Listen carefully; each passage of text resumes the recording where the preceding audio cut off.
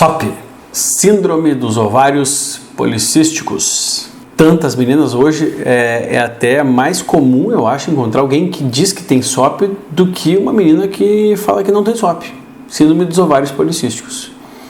É quase que a maioria, eu acho, né? Ou então eu estou recebendo no consultório a maioria, ou então os meus seguidores são a maioria, as meninas são portadoras da SOP. Isso é uma inverdade. Eu vou explicar para vocês aqui, rapidamente. Quando que a gente diagnostica mesmo o síndrome dos ovários policísticos? Geralmente, essas meninas recebem um diagnóstico lá na época que tem a menarca, que começam a menstruar. Nessa época de início da menstruação, é natural que haja um desajuste no ciclo menstrual. E pode continuar a se perpetuar isso até durante um ano, até as coisas se estabilizarem. Mas como hoje? E por que hoje a gente ouve muito mais falar de SOP do que antigamente? Como hoje a alimentação está muito diferente do passado, quanto pior a alimentação, maior a tendência do desenvolvimento de anormalidades menstruais e anormalidades como um todo.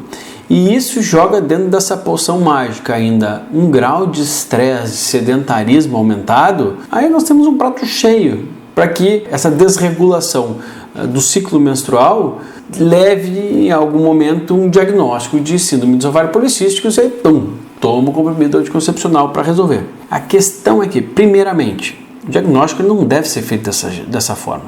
A síndrome dos ovários policísticos é uma síndrome. Nós precisaríamos ver exames sanguíneos, exames de imagem. Existem outras coisas que podem estar acontecendo concomitantemente, como uma resistência ao hormônio insulina, que é um hormônio que tem, dentre as funções, a primordial função de retirar essa glicose do sangue e alimentar as células. Quando ela passa a fazer isso de forma ineficaz, não por conta dela, mas por conta de uma resistência, eu estou solicitando demais ela, e minha célula se torna resistente à ação dessa insulina. Quando eu como de forma inadequada, isso pode acontecer.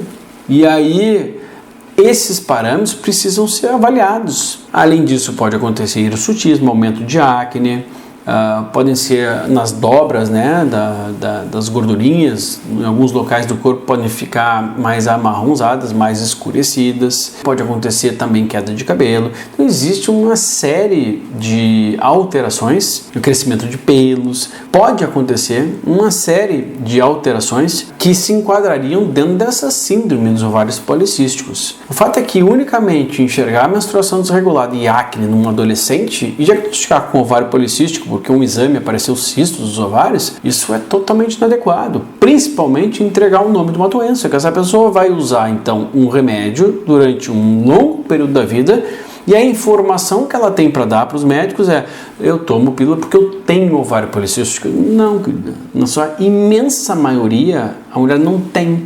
Ela pode até vir a desenvolver durante um período, mas o que a gente faz quando a gente tem um problema? Qual é a causa do problema? Primeiro, se a gente sabe a causa do problema, resolvendo a causa do problema, o que acontece? O problema passa a não existir mais. Então, dentro das teorias dos ovários policísticos, os estudos acabam sendo um pouco mais contundentes em evidenciar um papel bem importante justamente da insulina em quem tem de fato ovários policísticos. E qual o alimento que mais estimula a insulina? São os hidratos de carbono. São os alimentos muito ricos em carboidratos. Bom, então, a depender da nossa alimentação, se eu tiver uma alimentação muito baseada em farináceos e pouco baseada em alimento de verdade, comida de verdade, o que pode acontecer? É uma menina nessa fase, está com um pouquinho de sobrepeso, ou está mesmo sem sobrepeso, se alimentando com excesso de fast food, de industrializados, de farináceos, começar a criar uma resistência insulínica. Essa resistência insulínica pode provocar os cistos de ovário, pode provocar o desequilíbrio na menstruação, isso quando tem de fato ovário policístico, né? Essa própria alimentação pode provocar o aumento da acne ou como consequência do desequilíbrio hormonal. Esses hormônios podem também provocar aumento de pelo e acne, queda de cabelo, aumento de peso, Enfim, a síndrome dos ovários policísticos, ela deveria ser enxergada como um todo e ali a gente capturar onde está o epicentro do problema, geralmente a resistência insulínica. Então ali é a nossa chance de resolver. Mas para resolver isso, o médico ou o profissional de saúde precisa entender um pouco de alimentação, porque resistência insulínica não se trata só com remédio, se trata mexendo nos hábitos alimentares, fundamentalmente isso. Existem então alimentos que ajudam a piorar, que são os farináceos, são os doces, alimentos que ajudam a melhorar, que são os carboidratos complexos, ou seja, alimentos mais ricos em fibras, que são as gorduras de boa qualidade, que são as proteínas de boa qualidade, e existem formas de fazer suplementação para ajudar na resistência insulínica, que são, por exemplo, o uso de canela, o uso de gengibre, o uso de cúrcuma, o uso de, se for necessário, alguma medicação, né, de uma metformina, o uso do mioinositol, que é um suplemento. Então, geralmente, quando se une uma melhora na alimentação, uma melhora nesse perfil inflamatório com boa alimentação, uma suplementação para as pacientes que têm necessidade, ou o uso do remédio metformina para quem tem necessidade, quando de fato existe a síndrome dos ovários policísticos, ela geralmente ela desaparece, ou seja, ela não existe. Não existe mais por quê? Porque a causa foi sanada. A gente fechou a torneira, parou de gotejar. Ou então eu posso simplesmente pegar a água que está escorrendo e ficar jogando para outro lugar. Bom, por que a pílula contraceptiva é um tratamento, de fato é um tratamento, mas não é um tratamento. É uma postergação, é uma remediação, é um remédio.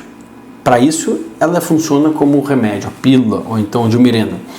Ela não é o tratamento. Quando a gente trata, a gente resolve. Então, o tratamento da síndrome dos ovários policísticos, uma grande maioria, vem de uma alimentação mais low carb, mais baixa em quantidade de carboidratos. Isso pode ser feito, inclusive, comendo bastante vegetais. É só escolher melhor aqueles que têm menor carga glicêmica, ou seja, uma alimentação adequada. Se necessário, uma suplementação, e muitos se beneficiam de fato da suplementação ou da inclusão de uma metformina nos casos de necessidade. Então, esse seria o tratamento. Naturalmente, as coisas vão se resolvendo, na sua imensa maioria dos casos. Bom, e qual seria então a remediação? Não, Vitor, eu não quero fazer nada disso, tenho preguiça de mudar, ou eu não consigo nesse momento, não tenho forças, enfim, tal. Eu vou usar a pílula anticoncepcional, sem problema nenhum. Está remediando o problema. É botar a sujeira para baixo do tapete. E muitas vezes, se a mulher tem a resistência insulínica, não vai resolver. Né? Vai continuar sem os cistos lá, se conseguir uma pílula forte o suficiente para evitar a ovulação, mas pode ter ganho de peso, pode continuar com hirsutismo, com acne, enfim, hirsutismo é aumento de pelos, e piora da qualidade de vida. Então, o certo seria buscar as causas e tratar essas causas, né? Para chamar isso de tratamento. E, se for o caso de remediar, o uso de contraceptivos orais, que tem todos os seus possíveis efeitos adversos, principalmente do uso crônico deles. Vamos só lembrar que contraceptivos hormonais são remédios de hormônios. A pílula é remédio de hormônio. Então, também, para quem fala que às vezes tem medo de hormônios, o uso de pílula anticoncepcional durante um bom tempo da vida é um pouco demagogo, né? Eu estou usando um remédio de hormônio, eu falo que sou contra hormônios. Isso é muito comum dentro da classe médica. Não sou contra o uso. Lembro vocês, eu também só não posso chamar de tratamento. E nem posso condenar uma pessoa, vai ter que usar o resto da vida uma pílula porque tem ovário policístico. Às vezes nem o diagnóstico foi feito da forma correta. Então, primeiro, diagnosticar. Realmente existe ou não existe? Segundo, entender as causas, melhorar as causas. Depois é que a gente pode falar que uma pessoa tem ou não tem e se tem necessidade de usar medicamentos ou não. Eu posso contar nos dedos da mão, aqui, nesses últimos 10 anos, qual foi a paciente que eu atendi e que a gente não resolveu um suposto síndrome dos ovários policísticos quando ela se propôs a fazer as mudanças dos hábitos de vida. Fica um pouco mais fácil. É claro que aí há um rastreio, a gente precisa medir esses hormônios, precisa medir metabolicamente outros marcadores para entender se isso está acontecendo ou não. Ok? Então, sobre isso, sobre o ovário policístico e tal, Para poder entender um pouco mais sobre alimentação, e eu não tenho como explicar exatamente o que seria o conceito dessa alimentação low carb, o efeito até do jejum intermitente, às vezes, sobre essa alimentação, quais são as gorduras que possam ser um pouco mais sacietógenas, para que eu consiga diminuir os carboidratos na minha alimentação de má qualidade, obviamente.